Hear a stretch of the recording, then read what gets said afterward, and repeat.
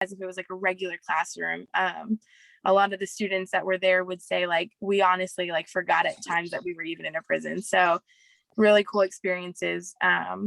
And I'm just excited to be here tonight to talk about just all the conversations that we can have and just the importance of prison ministry and the different ways it can look, and the different ways that we can get involved. I think, oh, Lewis is here now. Hey, Lewis, I was just introducing myself. Hey, Delaney. Hey. It's been a little crazy. I'm sorry, everybody. I tried to get on. I'm sorry. Yes, I'm sorry. What did I miss? I just briefly introduced you and Sarah, and then Sarah gave like a further introduction on herself. So if you want to briefly introduce yourself a little more. All right. Well, I'm glad to be here. My name is Lewis Threatt, Reverend Dr. Lewis Threatt. I am executive director and founder of You Are Restored Ministries, and also the pastor of Cities of Refuge. I've been doing prison ministry work for about 17 years now, in different ways. Love prison ministry work, love just being there for those on the margins of life, and just love to be here today to be able to speak about it and to encourage everyone about possibility of going into the prison, possibility of outreach ministry, and just discern a little bit more what God is saying to you about ministry, about reaching out to the community. So I just love to be here and love with people that I know, as far as Delaney. Pleasure meeting her. Also with my brother William that's here. I think he signed on. I'm not sure if he's on there. I think I saw him. I'm here, brother. Excellent. Yeah, excellent. I saw him sign on. And then also my good friend Ryan Spurrier, and we go way back. So thank you, Ryan, for introducing me to Delaney and the work that y'all are doing at UNC. Once again, I'm excited to be here. I could tell you more about some of the things I've done, but I'll just briefly say that I pastored a number of congregations, been a chaplain in different settings, in the hospital and the prison. But overall, I just love doing this work. And if you need anything from me, I'm here.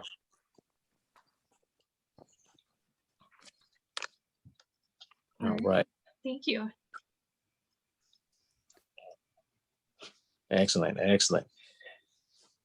And so we have also brother William Elmore, Mecca. And Mecca, let him introduce himself. But one thing I will say is he is a great man that I love to just share the spotlight with, and be able to talk with, to engage with, to learn from. He's an author now, and a well-known speaker, done many projects. So I'll let him tell you a little bit more. And Sarah, I'm not sure what she all shared, but I learned a lot from her, and excited that she is able to join us today in the spotlight of her car, I believe, or somewhere.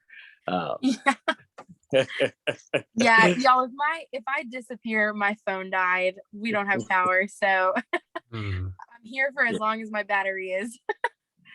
But what I want to do is give a little moment for William to introduce himself a little bit more, and then if we can, just hear a little bit from Sarah, some of the first questions to her, because I think some of the things that she brings to the table is vital, is important for us to hear before her phone dies, if that's okay. All right, Mecca, Sarah, you want Sarah to go first before her phone dies? No, go ahead. You go ahead and just say a few things about who you are, and what else they know about you or don't know, and then we can jump to Sarah. Well, okay. My name is William, aka Mecca Elmore. Lewis Threatt, we've been friends. It seems like we've been friends for a lot longer than we really have. And he said that he loves to introduce me, but really he loves to throw me under the bus. That's the real story. Every chance he gets to snatch me away from something and throw me on stage, he is going to do it. I'm used to that. First of all, I'm glad to be amongst people that have mentalities and hearts toward prison ministry and reentry. Um, Make a long story short, my experience with prison ministry and reentry began in 1992. As a first-time offender, I was sentenced to what they call the natural life sentence in prison, meaning I'm never said to get out of prison, but by God's grace, I was given a second chance in December of 2015. And here I am. Along my way, I met a lot of people. I discovered, I learned, I challenged a lot of ideas about prison ministry, about reentry, about incarceration. I just was on this examination movement, challenging things, seeing what was real about it and what I thought wasn't real about it. And in that, I discovered that life is short, it's serious, and you have to be intentional about how you live it. And some of us on this planet have been called to prison ministry. And I find myself in those circles all the time. And I'm often told I'm the expert in the room because I have experienced incarceration. I used to get offended by that, but not anymore, because I find value in how, by God's grace, I was able to manipulate that reality and use it as a healing aid and a helping tool for people who have not been to prison but are interested in how they can assist those coming out of prison and maybe make prison more therapeutic than punitive. And that's how I find joy in having been in prison for so long. Uh, I do have a book out. I don't consider myself an author. I just consider myself as someone who was willing to be open and honest and vulnerable about his life story, which includes my time I spent in prison. I'm also a peer support specialist. I'm also a mentor for teenagers that are struggling with self-identity, drug use and abuse, and mild mental health issues. I'm also a certified mediator, fitness trainer, and I just started a new invention, a new endeavor, landscaping company. I say all that to say is, as a 22-year-old, when the judge asked me to stand and he sentenced me to the rest of my natural life in prison, I contemplated suicide. By God's grace, my mother talked me out of that. And then I really began to seek out what it meant to live, not just exist, not just hang around, not just inhale and exhale, what it means to live. So now that I'm out of prison, people always say, man, you're so ambitious, you're so driven and motivated. And what I say to that is, I kind of had my life taken away from me once. If anybody knows the story of Lazarus, I've been resurrected and time is against me. It's not on my side. And I think that with God's encouragement, I just had the courage to take risks and try things and really try to make my dreams into reality. And I don't believe you fail at anything. You either live and learn and win and get educated. You don't really fail at anything. And I really live by that. I represent that. So if we had this Zoom meeting tomorrow, I might have something else to put on my resume. Who knows? But life is short. I'm committed to being the best person I could be. And I'm also committed to giving my voice and my experience so it could be educational for anybody that's interested in it. So as briefly as I could make that, I want to say hi to everybody. Thanks for being here. And no questions are off the table. So you're welcome to ask me whatever you like. Thank you. Thank you, Mecca, for sharing, brother. And I was glad to be on the table with you, man. I'm not sure the order, but one thing I wanted to add is that we all come from different perspectives on this incarceration, on this outlook of life, beyond just the church, beyond just the ministry. And one of the other outlooks that I bring is not only being working inside the prison, but also from the other side, not being inside, but having family members being on the inside and being able to visit and write letters. And when I say family, I'm talking about immediate family. And yeah, just that experience in itself, throughout my life, and still dealing with it now, is one perspective that we bring. So working, being in, as a student going in with Sarah, and the classes going in, there's several different perspectives that we bring to the table, and would love just to hear some questions right now about ministry, about outreach, and whatever's on the table. Is that all right, Delaney? Yeah, that sounds good.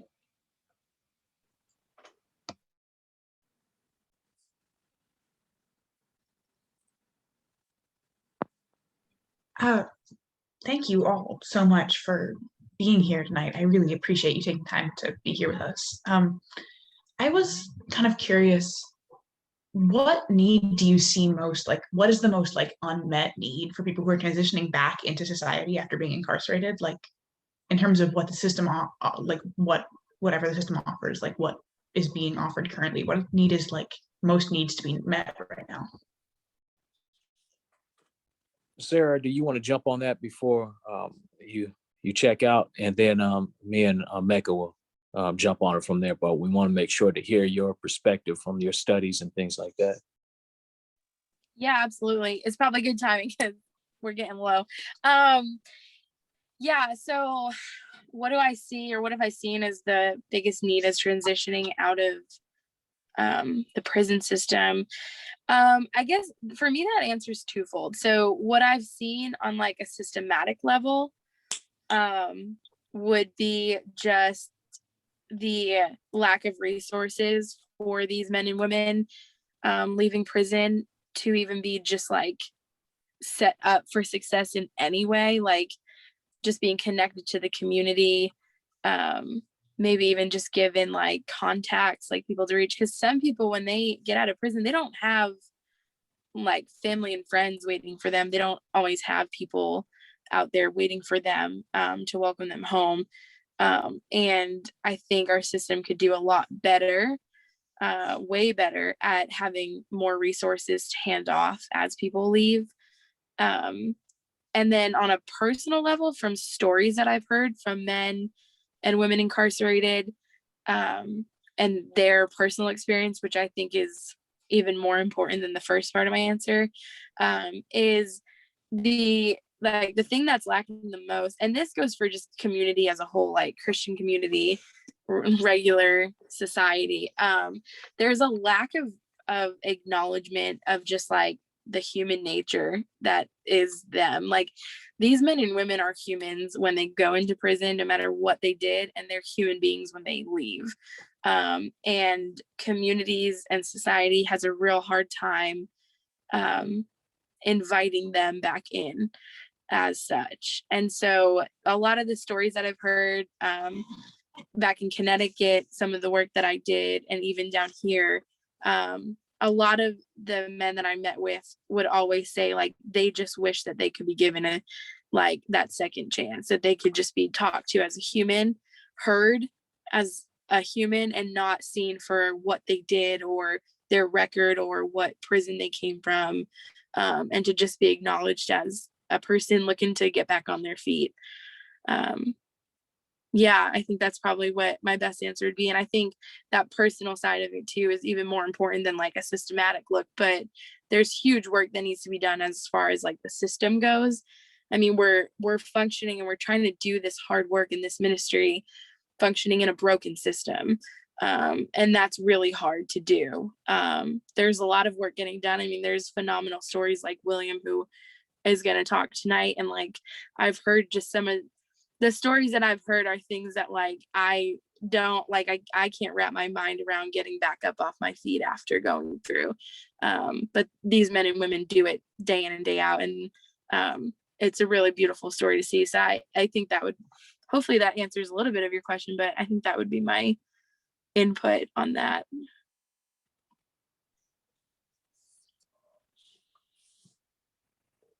William, you want to take that, brother?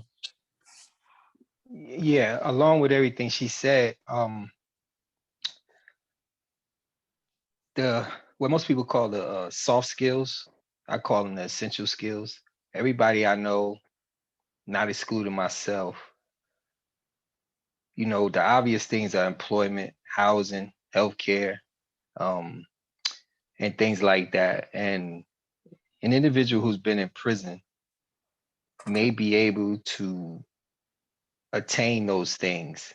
However, to sustain them and keep them and really feel good about yourself in those positions, there has to be some intentional work on the soft skills, or what I call essential skills. How to socialize yourself, how to interact with people once again, because the environment of prison is so different. The nature of it is so different in a concentrated, consistent way than how you would interact out here in society. And depending on the individual, if you've been in prison for years, 5 years, 10 years, 15 years, etc., you nurture a certain mindset, a certain disposition, and a certain mentality about how you see, how you perceive, and how you react to things. And that doesn't just turn off when you get released from prison. And I encourage to go to therapy. You know, you'll say you play basketball, you twist your ankle, you want to make sure it's not broke, nothing is torn. Don't neglect your mental health. Don't neglect your emotional health. You know, get your checkup. And in the African American community, we are most, in my experience, we are most reluctant to consider those aspects of ourselves. And because we have a stigma, an indoctrinated stigma about what that looks like, it looks weak.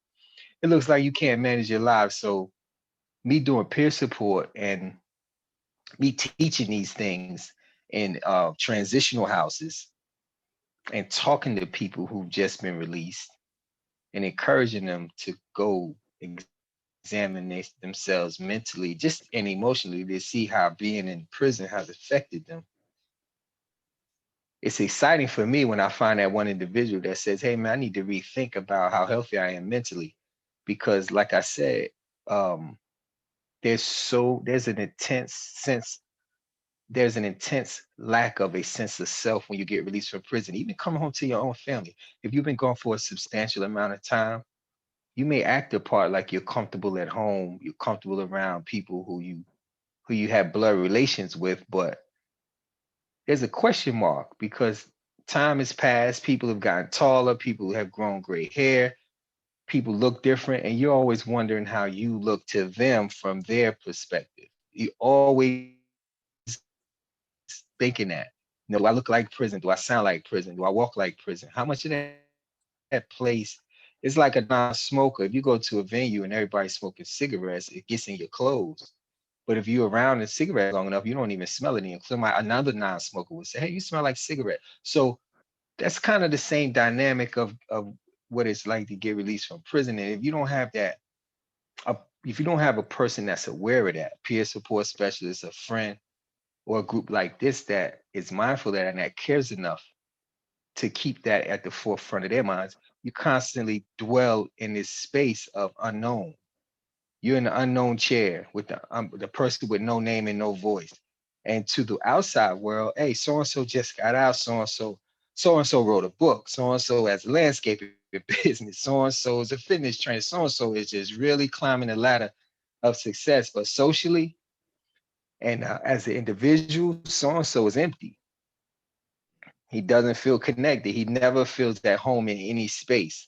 And I know some so and so's who returned to prison because that's where they felt the most comfortable at, because society has told this big lie that once you pay your debt to society, you're released and it's over with. But that's not true, because you're always reminded that you've been somewhere that less desirables go. You made a mistake, and you always have to continually be reminded of that mistake.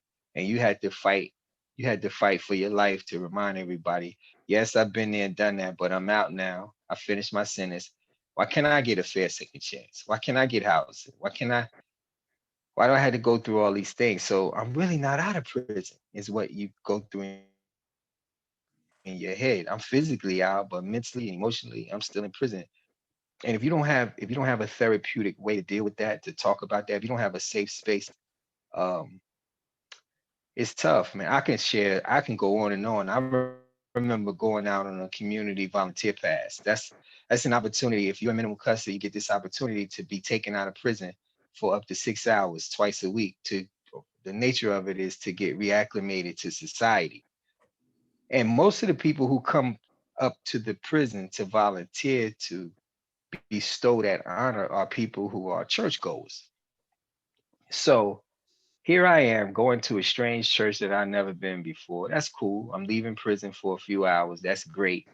And entering the church, I'm a new face. I get a lot of looks, and I'm wondering, are they looking because they know that it's a guest here from prison, or are they looking because I'm just a new face? I don't know. Could be one or the other. That's fair. So, how you doing, brother? Good to see you. God bless you. Jesus loves you. I go through the whole motion of the service, and after that, I go back to the prison.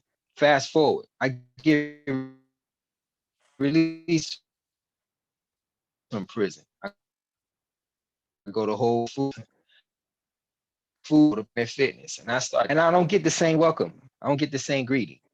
I don't get the same godly expressions.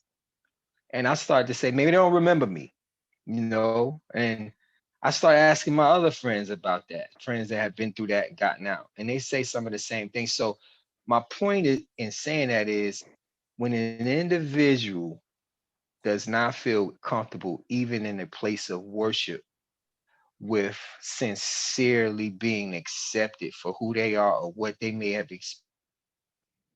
experienced, society is in trouble, because scripture says that the church is the light of the world, and we are supposed to lead the example of what it means to receive someone back. And even in the old Cowboys movies, which I don't like, and I watched a few in prison to challenge that, and I realized that even the most volatile individual who broke all the laws, there's one place that person found safety while they were on the run from the law, and that was in the church. You couldn't pursue them, you couldn't arrest them in the church. If they made it to the church, they were safe for a night arrest. And then and then in the darkness of the next night, they would get on their horse and they would try to run to the next town. To bring that to today's time, when an individual who has been through something, i.e. incarceration, doesn't find that genuineness, that safety, that place where they can just be themselves in the church, then society's in trouble. So I always challenge my friends who claim to love God, and I ask them, if you have anything, if you know anything about prison ministry, what intentional steps do you take towards helping someone get reacclimated to society? Because contrary to popular opinion, most people in prison get out. Very few stay forever. And they come into a society and a community near you. And if you have anything to do with minimizing the recidivism, that step starts with peace, with relationship with God, not legislation, not government officials. It should start with people who have a relationship with God, because people who have a relationship with God understand that we all fall short and we all need a second, third, fourth, or even a fifth chance. That's why repentance exists. So again, every time, Lewis, you bring me into these spaces, and I could go on and on and on, but I don't want to hog up all of the time. No, that's your voice is important, man, and I thank God for you. Only thing I would just add is just a continuation of what you just said. That what are some of the needs that are out there, and you can have all these different organizations, which is out there. Several people have created this organization for brothers and sisters coming home from prison, those that are inside the prison. But one of the biggest need is with the church. I believe the church has to be the center. And when I say the church, I'm not just talking about a building. I'm talking about you. I'm talking about me, right? We're the church.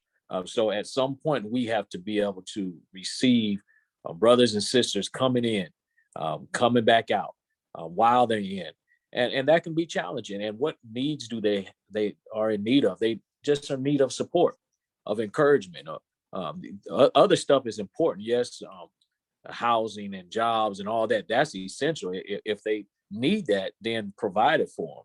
But at the same time, making sure that you are there to be able to see them and greet them and love them without stipulation or judgment. I think that's the biggest need, especially for somebody that claims that they love God. Yeah. And if I can ask a question here, like I'd love it if y'all could break that down and make that plain. I mean, because I think that's a space where a lot of people struggle, with anyone who's been marginalized by our society. Whether that's those coming out of incarceration or just other places. Oftentimes we have a desire to want to be welcoming, but sometimes we don't know how, or we stop short, or we don't know if we're going to do the right thing or say the right thing. And so I'm just wondering, could y'all just break that down and make that plain about, when you step into a space like that, what would you like to see from that church? What are some things that, that our students could do routinely whenever they're interacting with someone who might not feel fully comfortable stepping into a space because they don't know how they'll be accepted? That's a fantastic question. I've asked myself that question, what should that look like? How do I think that will go? And it's awkward. It can be frightening. However, I mean, whether we know it or not, we interact daily with people who have been incarcerated in so many different spaces. We just have no idea. Some of them serve you food. Some of them come clean your roofs. Like myself, some cut your trees down and cut your grass. I mean, some train you at Planet Fitness. So we're constantly, you can't always look and tell. I mean, we're interacting with people who have the potential to be as good as the best and as bad as the worst at any time. I've been able to share some things such as people who commit the most heinous offenses that make the world news. Usually the neighbors, the co-workers say, I had no idea he or she did or could do or would do such a thing.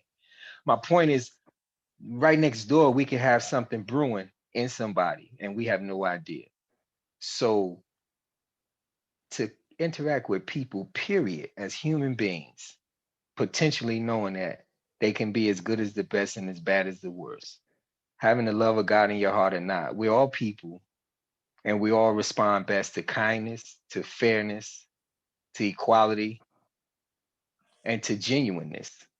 For those of us that don't respond well to that, that has less to do with the fact that they've been in prison. That has more to do with other factors, socioeconomical factors, maybe mental health, could be a spiritual void. It could be so many different things.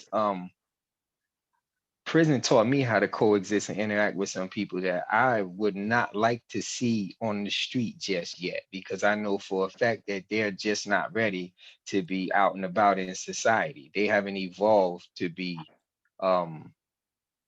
fair enough and selfless enough to not harm somebody. They're just not there yet.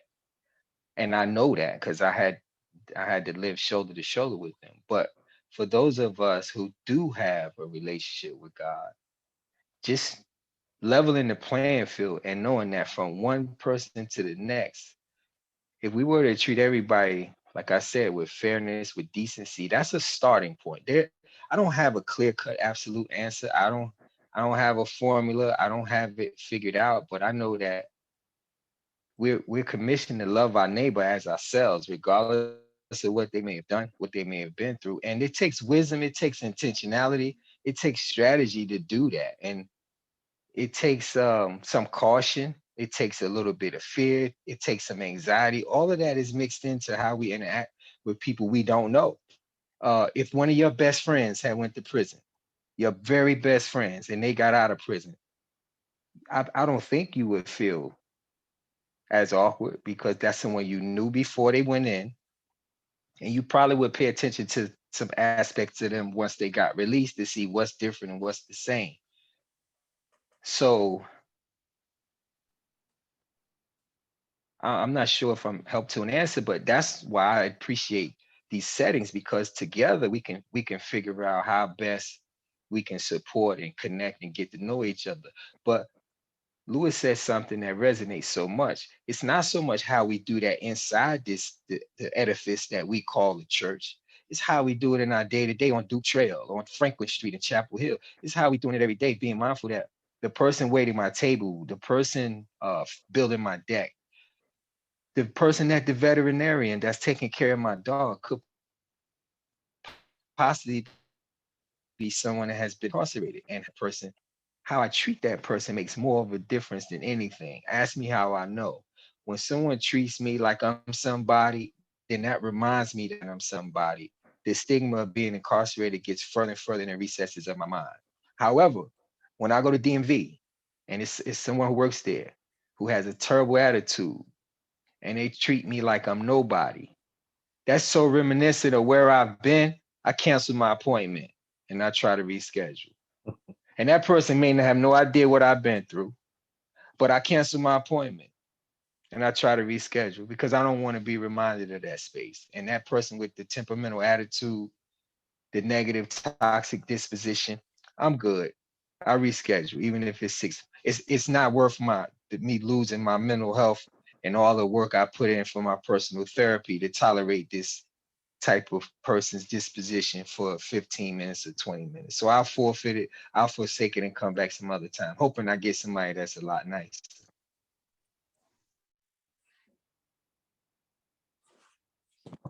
And I wasn't sure if he was continuing on, but let me add this right here, that if we see somebody that's in a fire, if we see a car accident and we see somebody struggling, what would it take for us to stop what we're doing to go meet their need? Ministry is not about meeting the needs of the congregation or our own needs. It is really about the call that God has given us. The call that God has given us to be church, to be what He called us to do. And the way that we know one of our callings is what needs are brought to our awareness right before us in our community, things that we see.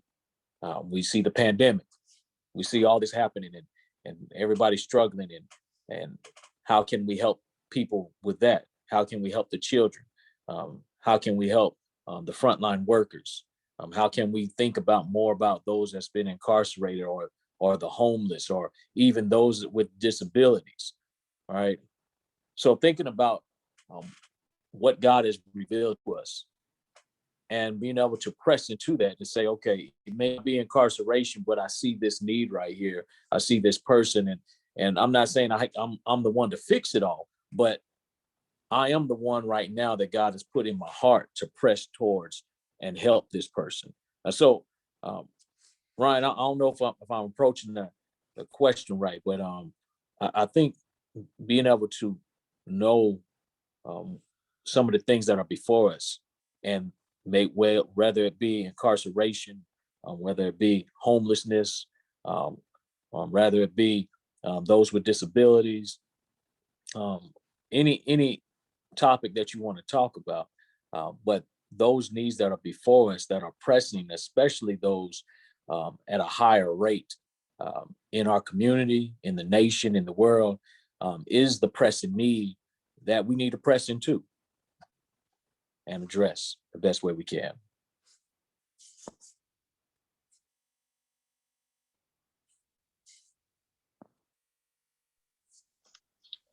Yeah, I'd even I'm still here, you guys, because we got power back.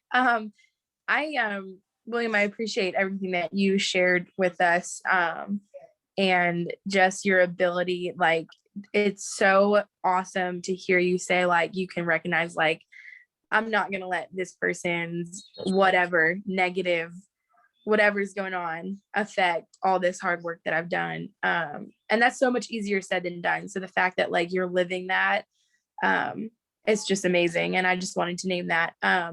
But just like Ryan, to go to your question from a different perspective, as someone who, like, wrestles with this still, even doing some of the hard work and living into it as much as I can, like, especially with the pandemic going on. Presence is so, like, your presence to people is so powerful. And people, it's might sound cliche, but like, people aren't always going to remember what you said to them, but they're going to remember how you made them feel. And I think that applies here more than ever.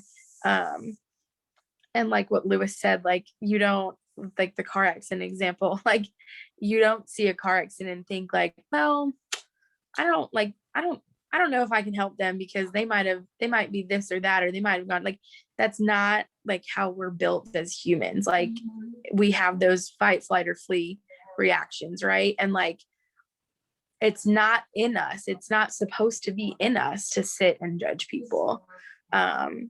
That's not what God intended for us to do. God didn't intend for us to sit around and pick and choose who we help and who we care for. But it's all easier said than done. And a lot of us have not had the experiences that would better help us serve just different populations, whether it's incarcerated, homeless, anyone with a disability, like the ones that Lewis was naming. But I think just knowing the power of your presence is a great place to start. And understanding that you are not ever gonna know the right thing to say. And you might sometimes say the wrong thing, but that's okay. We're humans, we make mistakes, but knowing the power of your presence, I think, is so important, especially in this justice work that we're doing and trying to do and going to continue to do. And I would just add, let me add one more thing. As I think I hear William coming back. As an African American, as a Black man, there's a number of things that I have seen over the years, and one being the incarceration rate going from 1 in 18 to 1 in 10 to 1 in 8 to 1 in 3. And just seeing that drop in my lifespan, and then seeing my immediate family being incarcerated and being able to go into the prison and seeing my friends and all that inside. And once I go in, then seeing the population in there. And what I'm getting at is, as Sarah said, your presence matters. Who you are matters. So I take ownership in my culture. I take ownership in who I am and who God made me. But at the same time, I have to be aware of what's happening to my family, my brothers, my kinfolk, all that. And at what point, what am I going to do about it? And that's just like what I was saying earlier. If you see this emergency that's happening, why not jump in? And you don't have to be a Black man to say, I see this population in prison. Let me go inside and help my population, because to me, everybody's my people, right? But I have to address and be able to see this disparity, this pandemic that's happening on the inside, and wrestle with it from my own perspective. For me, now you flip to the other side. If I wasn't Black, then would I still be aware or have an interest to go inside? According to the Bible, we talked about it. There ought to be an interest, and William already said it. There ought to be an interest. So, especially with some of the words that Jesus talked about, we ought to have an interest, because at the same time, that's my brother, that's my sister on the inside. And if we pull away from incarceration, somebody living in the streets, that's my brother, that's my sister. Now, how do I practically apply that and take those steps to be able to help them? That's different for everybody, but there are opportunities out there that you can engage in. I'm sorry, I cut you off, Will. Go ahead, bro. No, that was okay. I was thinking about that this question. It's a question I think everybody should be constantly asking themselves. Sometimes you need a chaperone. Sometimes just being honest about not knowing what to do or say. For example, I used to work with a female who 1 month she considered herself gay. The next month she considered herself queer. The next month, she considered herself something else. And I just said to her as a friend, I said, listen, I'm not familiar with the culture at all. So if I have any questions, I hope you don't get offended. And she jumped up. We were in the meet. She jumped up and gave me the biggest hug. She said, that's it right there. I said, what are you talking about? She said, just asking. If you really don't know, she said, people should just ask. She said, I don't expect you to know. That's not your culture. So when I thought about that, I was like, really? She said, yeah. She said, you just let all the air out the room, and a fragrance of friendship just came right in the door because you asked. And I said, well, I asked because I don't know. I don't want to offend you. I don't want to suggest you to be this way, that way. I don't know. It changes so much. And I say that with all the respect in the world. She said, oh, I know you do. She said, just I wish more people would do that instead of assuming to know. And then she said, like, I can't ask you what it's like to be a Black male formerly incarcerated. She said, I don't know what that's like. So I have to ask you, if I want to know, I have to ask you questions. I don't know what you prefer. I don't know how you want to be described, et cetera, et cetera. So I I posed that to the whole room, the whole Zoom. Just ask. I mean, Yeah. everybody I can ask homeless people all the time. I could go to I parked my car and I went for a walk and I asked each one something about themselves. And their reasons for being on those corners were very different. But the assumption is, right? All y'all homeless, all y'all strung out on drugs, and all y'all want some money for something to eat, or maybe some more drugs, or maybe both. But in asking them, I learned so much in a 4-block radius from 4 different people. Every Black male or female or not that has been incarcerated, to some degree, fundamentally, there's a common denominator. However, also there's so many variables to all of that. There is no cookie cutter. There is no cookie cutter approach to how best to interact, care for, or even display friendship, fellow feeling, or kindness, or the love of God to everybody. We're all different people, and we all experience our things and internalize them, react to them differently from one to the other. So one of the greatest things we could do is humble ourselves and just be honest about it and say, hey, listen, I don't know what it's like that been what you've been through, what you've been through. You're breaking up, Doc. I think I'm giving you this tutorial. Yeah, how about now? Is that You're better? better. Yep. Yep. Yeah, you're Is good. that better? Yes. Yeah. I think we all be amazed and impressed about the space created to learn some things about ourselves as well as individuals been called to try to minister to. And I want to stress this, that definition of ministry is to serve. And to serve, you have to go to, and to go need. And it takes wisdom to not be allowed yourself to be taken advantage of willfully, because there's a balance. You enable this idea that, oh, I'm Black, I've been to prison, and you're white, and you got money, and you owe me everything. That's not what I'm talking about. I tell my friends who have that mentality, who I've been in prison with, that's not it either. It's about you trying to take self. However, However, when you start doing to kind of support you and give you the gas you need to get yourself together. So it's a lot of white guilt that goes into that. Okay, I found out some things, they found out some things, and just to assuage my soul, I'm gonna do this and that. And then it's a lot of Black people who might want to take advantage of that. You owe me everything. It's because of you I'm in prison, and because of slavery, et cetera, et cetera. That's not what I'm talking about at all. I'm talking about people who had a place in their hearts to say, hey, man, we all fell short. What can we do to help each other? And let's strategize. Let's really plan that.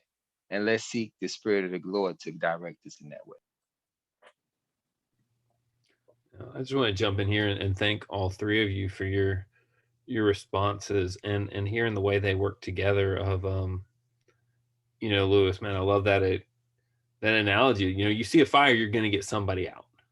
Mhm. And then William, for you to speak that word to us, that every person we meet might be on that moment of, is our interaction going to help them in their healing, reinforce their humanity, or is that going to send them a place back where they don't want to go? And praise God for your witness to our students. I heard Sarah giving the shout out in the chat. Hey, that's something I need to hear every day, that I can step out of those places that send me where I don't want to go.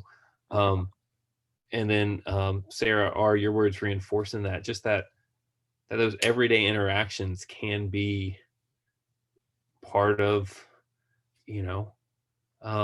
just how that's empowering. We could take it that way of like, oh, there's a lot of pressure on every interaction, but the flip side of just every interday, sorry, my words are not working today. I'm going to blame the thunderstorm. But every single everyday interaction can be a chance to be part of someone's healing, I think is a really powerful word. And then where do we go from there? What I hear you say now, William, is as we give ourselves to those interactions, as we develop friendships, then we can start planning together. How can we strategize, and how can we start undoing some of the structural work? But it starts in just making sure every single interaction is an opportunity to underscore somebody else's humanity. And that's every bit as important as running toward a burning car to get somebody out. So I just appreciate those beautiful images that all three of you gave us to help us think through things we can do every single day. Yeah, a term that might be helpful for you guys that was taught to me that really helped me put in perspective this work was this term, cultural humility. And maybe you're familiar with it, maybe not, but that helped me so much because the work that we do is hard. And what cultural humility is, kind of like what William was getting at, is understanding that like you're not going to be able to relate and fully understand everything that someone else goes to, that you're working with and that you're serving. And that's the reality of it. But as Christians, we're called to still come alongside and walk this journey with each other. And it's okay not to be able to understand, but you have the power to still come alongside and empathize with them and listen and learn from them and hear their story, hear what they have to say. It doesn't mean you have to relate to everything that they're going to just to show up next to them and just like let them know that you're heard, that they're heard. So that term was really helpful for me, just to know, like, to keep that in the back of my mind, especially doing chaplaincy work. Like, there's going to be people that I'm not going to be able to connect with on a certain level, but I can still show up for them. And on top of that, I'll give you this, not a big theological word. I'll just give you this acronym TREE, TREE. And when I think about the tree, I think about conversations. I think about fellowship. I think about life. I think about growth. I think about beauty. I think about just being able to feel the wind blow and being able to see the sun rise and the sun set. And so when I think about this word tree, and with the acronym, I want you to always think about the root empowers everything. The root empowers everything. What is your root? What are you based in? And as William shared earlier, he's not going to let all the work that he has done and to take that away, take his peace away. But he's going to continue to build relationships with everyone that he meets and grow together and be able to sit under that tree. So I'll just leave you with that, that the root empowers everything.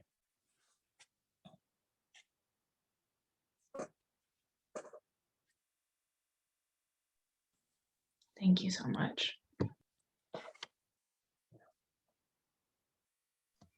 Yeah, thank you, Lewis. Thank you, Sarah. Thank you, William. Yeah, I guess we want to be mindful of people's time. I know we said that we would keep it to an hour, and now it's been an hour since we started at 7:30. But yeah, I guess want to be mindful of people's time, but I also still have time if people have lingering questions, other things I want to talk about if other people have time. But if not, just wanted to say really appreciate y'all for showing up, especially thanks to Lewis, Sarah, and William for sharing their expertise and their life experience, and just, yeah, letting us see more into a side of life that a lot of us don't have experience with, but trying to love our brothers and sisters well, and showing us how to do that. Yeah, I'm not sure if you have any closing things, or if you have more time, more things you want to talk No, about, no, Louis, I said everything that I need to say, and I just thank you for this opportunity. Thank you for Sarah. Thank you for Ryan, Delaney, and all those that are joining. Uh, and I'll just pass it to my brother, since I throw him under the bus all the time, and want to make sure he has the final words. You got anything you want to say, Will? Oh yeah, I want to just remind everybody, as I remind myself, that we are truly the light of the world and the salt of the earth, and the the the the, the lion's share of the responsibility of how people are restored back into communities, into neighborhoods, into a sense of self is how we treat them. And I enjoy that responsibility because we're not doing it on our own. We equip. We have God's spirit, his energy, his support, his word. And we have each other to meet and discuss strategies and how to be better people towards people that we don't know. It's so easy. It's just so easy to be this way to each other. We're comfortable with each other. We see each other all the time. But the person that has been through something that we don't know, we've never seen, we're not sure about. Maybe they've been in prison, maybe not. I don't know. However, again, how we love our neighbors says everything about how much we really love the Lord.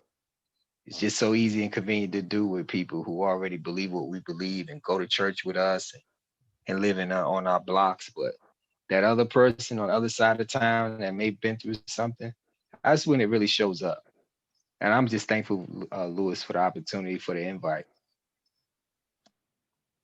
Thank you, sir. Yeah, and part of the good news is we have another conversation already scheduled for April 16th. If we feel like this one got cut short, I know the night's hastening on. I know we're in midterm season and paper season for our students, so we want to be mindful of that as well.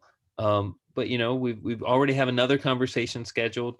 Lewis and I were even talking on the phone earlier. Hey, if we get cut off short, can we schedule another one before the 16th? Absolutely. I'm excited to see where this conversation will go. I didn't say it at the beginning, but Lewis and I were classmates at Duke Divinity School, roommates during a 2-week trip to Uganda, where we got to see together. Oh yeah, they all think they have this bingo card for me, Lewis, where South Africa is always on the bingo card from Field Ed, but they haven't heard me talk about Uganda, so that's why they laughed when I said that. But we got to see what it meant for the church to be part of healing a society. And so, brother, I'm just so excited to see it. I've been hearing word about your good work since we graduated, but so good to see it. And the irony, you taught me the difference, or not the difference, but the phrase, I'm hoping you. Not I'm helping you, but I'm hoping you. When I can't do anything, I'm still going to hope for you, right? And the irony, of course, is you live your life. I don't think you ever stop at just hoping someone. And so I'm thankful for your witness and the ability to connect you for our students.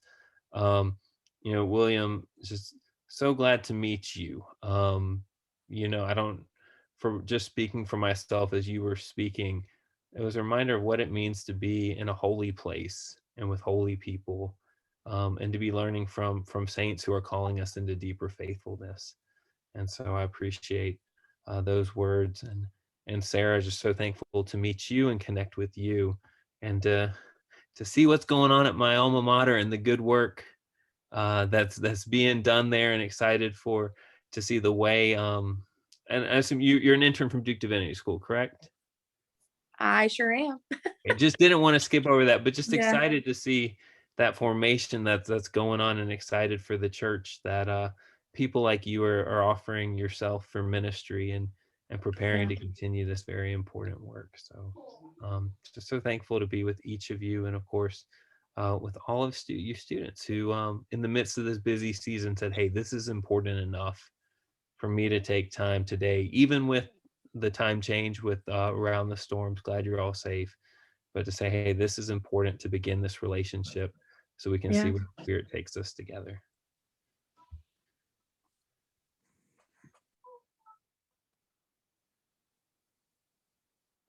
All right. Thank y'all so much. Thank you. Thank you. Thank you so much. I really appreciated your honesty and sharing, and it's a gift to be able to listen. Agreed. I can't say it as eloquently as Mercy, but what she said.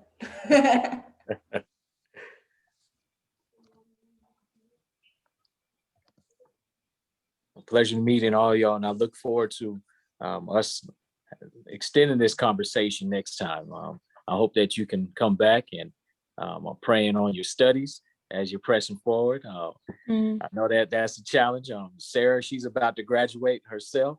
Woohoo! So she's pressing it as just as long as y'all pressing.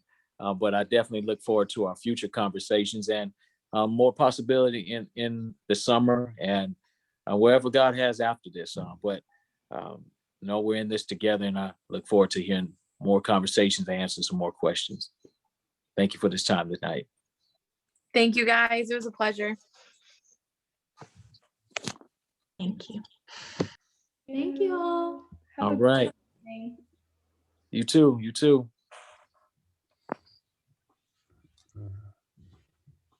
All right. All right. It is just so good to see the good work you're doing, Lewis. My brother, man, I'm so glad to be here, man. I'm just a willing